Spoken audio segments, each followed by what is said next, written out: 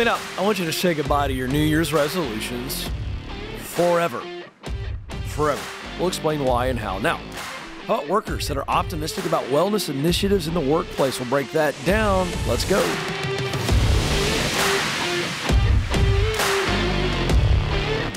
All right, welcome to the Ken Coleman Show, where we help you see and reach your potential. New Year's resolutions have never been a thing for me, ever. And I don't think they should be a thing for you either. I really don't. I think as we look at a new year each and every year, if resolutions are always failing, which, by the way, the data on New Year's resolutions are it's abysmal about how quickly they fail. But as we think about a new year, let's think about a new process, shall we? So you'll never need another New Year's resolution. The idea of every December scurrying to do some self-reflection so that you can hit January with some newfound momentum, to me, is silly. In fact, it's like taking 365 multivitamins in one day because you missed them all year long. Oh, I didn't get my vitamins this year, so I'm going to overdose on multivitamins. It's ridiculous. The idea that you're going to be healthy the rest of the year because you did that. So why do we think the same about resolutions? Here's the sad part. Most of us only self-reflect when we make our resolutions or when something goes wrong. We don't reflect a lot. We're not intentional when things are going good. We reflect and we get intentional when things start to go bad. It's reactive instead of proactive. But the version of self-reflection that we use all the time, which is just reactive, it leaves us overwhelmed and discouraged. And then if you're overwhelmed and discouraged for a long time, guess what happens next? Apathy. You start to go, I can't do anything about it ever again, so I quit thinking about doing something. So let's try something different. I want to teach a better way of using self-reflection. We're going to talk about how to guarantee that self-reflection is healthy and productive. It must be healthy in order to be productive. You don't want it to be obsessive and responsive to where you're just kind of ruminating and soaking in what went wrong. You can't actually have good perspective in that moment. So you got to decide what in your life is actually worthy of reflection. What should I be thinking about? What should I be monitoring? What should I be measuring? Because you can't reflect on everything. So here's how you can build a habit of self-reflection throughout the year to where, again, you're just not going to need New Year's resolutions. All right, first, you need to know what there we go. Hey, that's the wrong show. Healthy self-reflection. What is healthy self-reflection? Well, one, it's unbiased. In other words, you got to learn how to be honest with yourself. But then when you doubt that you are being honest with yourself, you got to have some people in your life that you can go, okay, here's what I am saying about myself. Here's what I'm feeling about myself. I need you to weigh in. Am I being truly honest with myself? Am I being too difficult? So the idea is we want to get to a place where we can be as objective as possible and then have other people surround us when we're not sure how objective we're being. Two, you got to be deliberate. You have to be deliberate to say, all right, I'm going to set time for this. I'm going to be very specific. I'm not going to try to measure every area of my life. I'm trying to be very, very specific. Deliberate. Three, you got to be specific. So now that we've picked an area and we're being deliberate to dive in, now we've got to not be speaking to ourselves in generalities and not just kind of doing these broad brushes, but really digging deep, pulling the onion apart, if you will, peeling the onion, like get it down to the core. Four, you've got to be consistent. This is not an overwhelming process when it's regular. And by the way, this would be the equivalent of trying to start budgeting in your life, budgeting. So, you're never going to get the first budget right. Rarely do you get the second budget right. And I think this process of self-reflection is the same way. we want to get to a point where it's no longer overwhelming, and that's going to take a little bit of time when we just allow ourselves to be specific. So, for instance, I'm going to dig into my physical habits. That's it. I'm going to be deliberate to spend some time over the next week or two reflecting on where am I winning physically, where am I losing physically, why? That leads to 5, you got to be courageous. You got to recognize that not every single event in your life is worthy of self-reflection. Don't waste a bunch of calories thinking about every little thing. Fun little way that someone taught me years and years ago about marriage.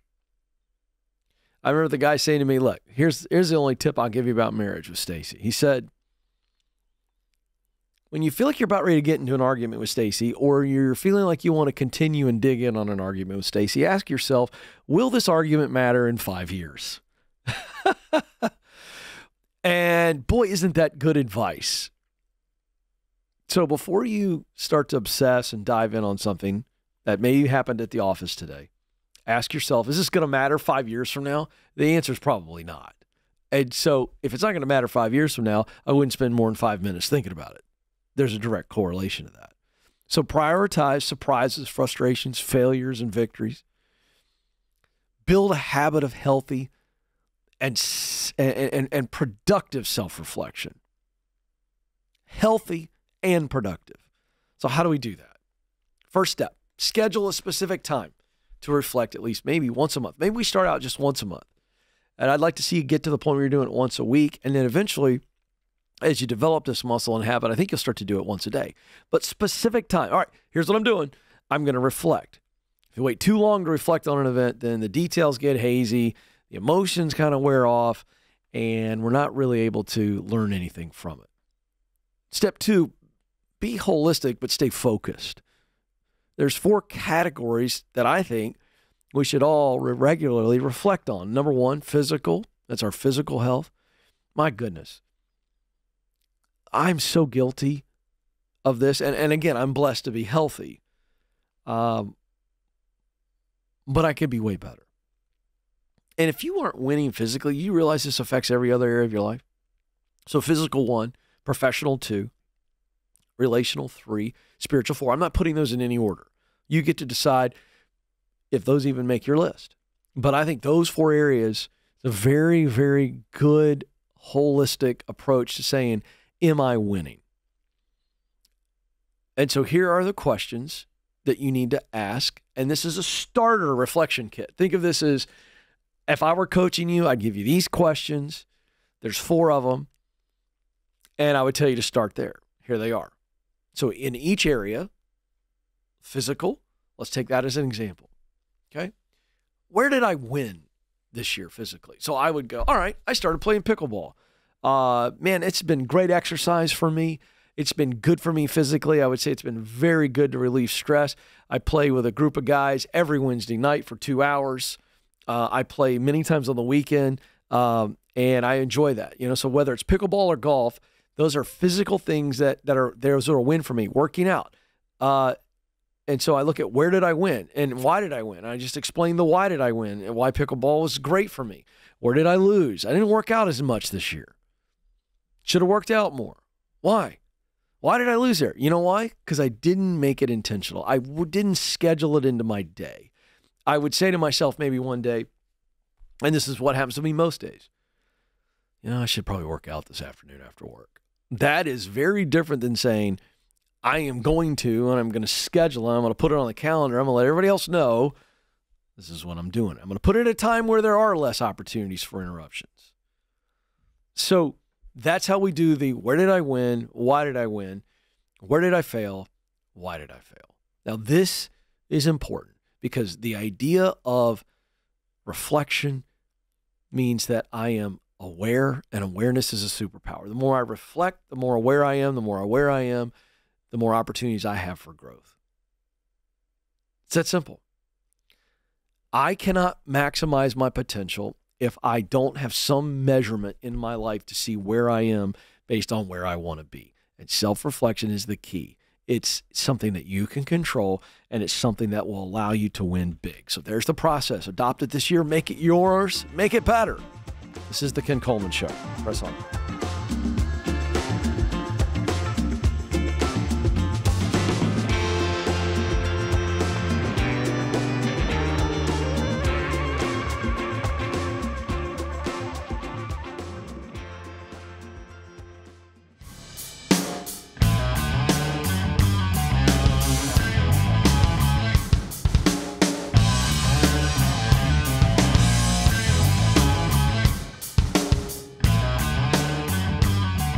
All right, welcome back to the Ken Coleman Show.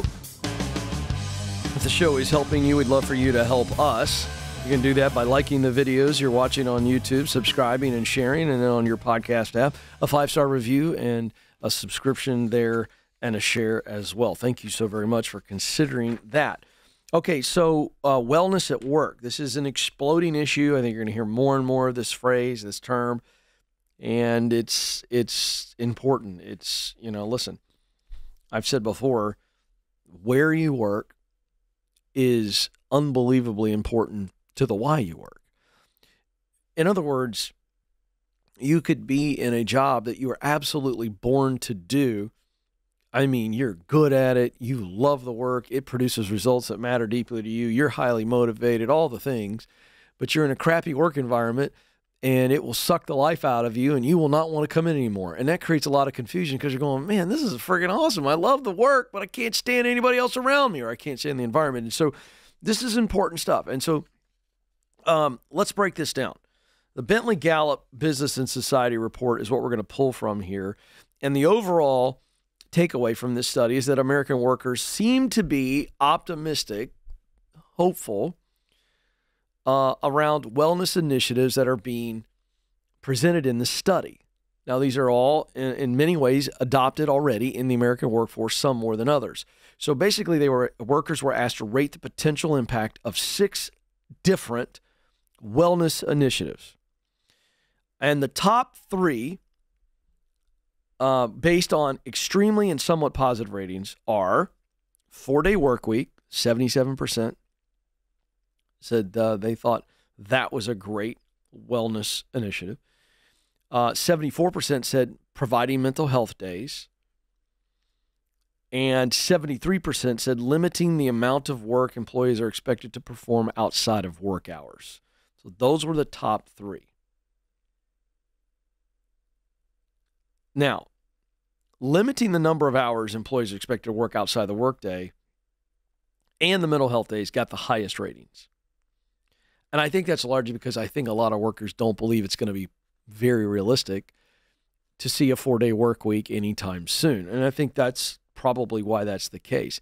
I would almost bet you that if they thought that the 4-day work week were far more realistic than it is at this very moment, I think it would be the highest rated option. But mental health days are essentially another way of saying I've got an additional sick day. Okay. Now, the 4-day work week. I want to cover this because, again, this is the newest of ideas. It has been tested extensively. We've talked about it a lot on the show. This is very interesting. 77% of U.S. workers say a 4-day, 40-hour work week. So now, this is a 10-hour workday. And I think it's one of those things where I think people like the sound of it, but I don't know. Because here's the deal. You're cramming 5 days of work, okay, 40 hours, into 4 days. And you go, well, I get that extra day off. So let's just assume in this, and again, this is not going to be uniform this way, but let's just assume in this example that Friday's your day, your extra day. So you go, well, man, I don't mind putting in 40 hours Monday through Thursday. 10 hours a day, that's no problem. Okay. Well, let's pull back on that just a little bit. Can we scan out? All right. Now, how many of you really believe you're putting in a full 8-hour day? How many of you? You putting in a full 8-hour day? I mean, are you working 8 full hours? Yeah, some of you are going, I put in way more than every day. Okay, great. Here's my point. It's not as clean as saying, look, if you work your 40 hours in 4 days, you're good. Because what we're seeing is watch this. Burnout is slightly higher among those working 4 days per week in the studies that they've been doing. So you take people that have been working 5 days a week, put them into 4 days a week, and the burnout is slightly higher. Why? Because they got less time to do it. You say, well, they're putting in the 40 hours. No, they got 4 days. All the meetings are there. So if efficiencies aren't baked into this, the data's saying the burnout is higher. So it's not that clean. But obviously, on-site workers with a 4-day work week have higher rates of well-being than their counterparts with 5 or 6-day work weeks. But engagement's not higher. So leaders are going to have to figure that part out. If we're going to go that route, can we do it well to where people aren't more stressed out? But let's set the environment here and why I'm talking about this. When you look at the well-being data, and we could just call this, if we'd like, happiness. We could call this happiness. The U.S. is in the midst of a happiness crisis. Only 51% of U.S. adults are classified as thriving in Gallup's Life Evaluation Index. So what Gallup has done for many, many years is they have multiple areas by which they poll people and they pull data that lead to this index. And only 51% of Americans are considered thriving. 5.6% of adults evaluate their lives poorly enough to be considered suffering. This is the highest rate since they started this index in this survey in 2008. Thriving, suffering. So it begs the question, would you consider yourself as thriving? That's on one end. Would you consider yourself as suffering? These are opposite ends of the spectrum. And if you look at the data, so it begs the question, and it's not here in this article in front of me, I need to go dig into this. But if we have 51% say they're thriving, and let's just round up to 6% say they're suffering, then what's in between? Oof. Now you get to pick another adjective. But I think we can all agree, all right, we got 51% say they're thriving, 6% say they're suffering. So that leaves us at 57%. So we now have 43% of Americans that are what?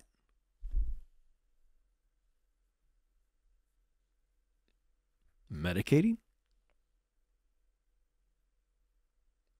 Languishing? Distracting? Hibernating? Quiet quitting? Folks, you get the point here. We could go on and on and on with going, okay, whoa, what's happening? Now, the reason I think that's important is because this piece of data, only 25% of American employees strongly agree that their employer cares about their overall well-being.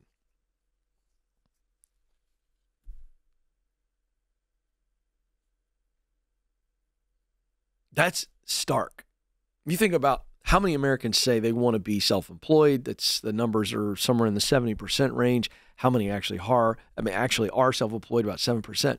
And then you start to look at these numbers, you go, wait a second. 43% of Americans are just languishing. They're not thriving. They're not suffering. They're just kind of comfortable zombies, yes? Trying to get by, trying to get distracted. And then 25% go, my leader actually cares about my well-being. Now, if only 25% of American workers believe that their leader cares about their well-being, then that means that those people don't have any hope that their work life can get better. Their only option for improving their life is the changing jobs. So what happens if they change jobs and they find the same thing? So we're talking about millions and millions and millions of Americans who don't believe their leader cares about their life. That sounds stark and awful. It's not. It's true. Imagine spending the majority of your life, which is at work, thinking that the people you're working with or the person who has the greatest impact on your ability to change your life doesn't care about your life. Whoa. This is a massive leadership failure, but equally a leadership opportunity. Leaders, you want to stand out, have the best team, have people flock to work with you. Start treating people in a way where they believe that you care about their life and their life getting better. That's the difference maker. This is the Ken Coleman Show.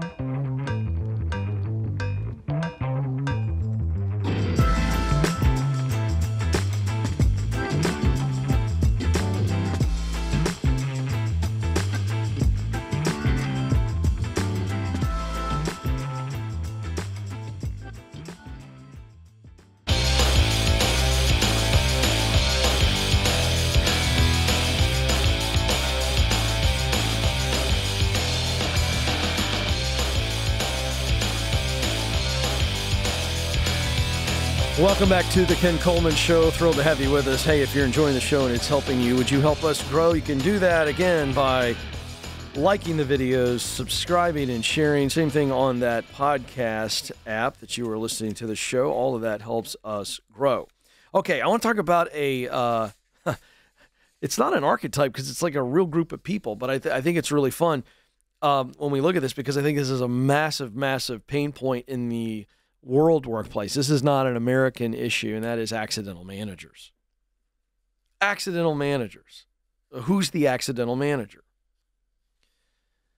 According to the Chartered Management Institute, CMI, over in the UK, they did a study that found that 82% of new managers are, in fact, accidental managers. Good gracious. The accidental manager is someone who has been rewarded because of their performance. So they're being promoted, and so they get promoted into a management or leadership role, minus the actual training.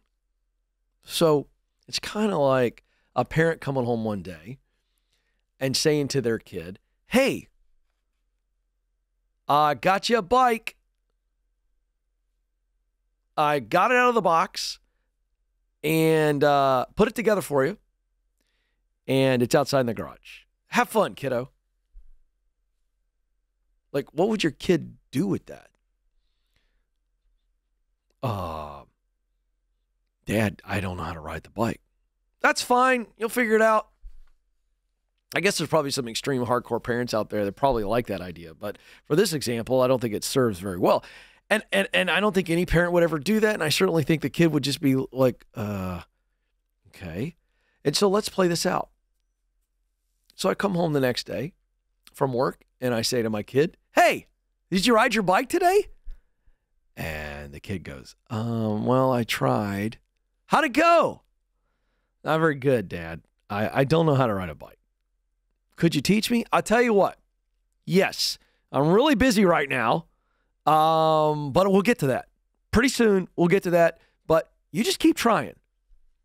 Come home the next day. Hey, did you ride your bike today? Not really. Okay. What happened? Well, I tried, Dad, and pretty much the same thing I did yesterday, I did today, and it's really scary. I don't know what I'm doing, and I keep wrecking, and it hurts.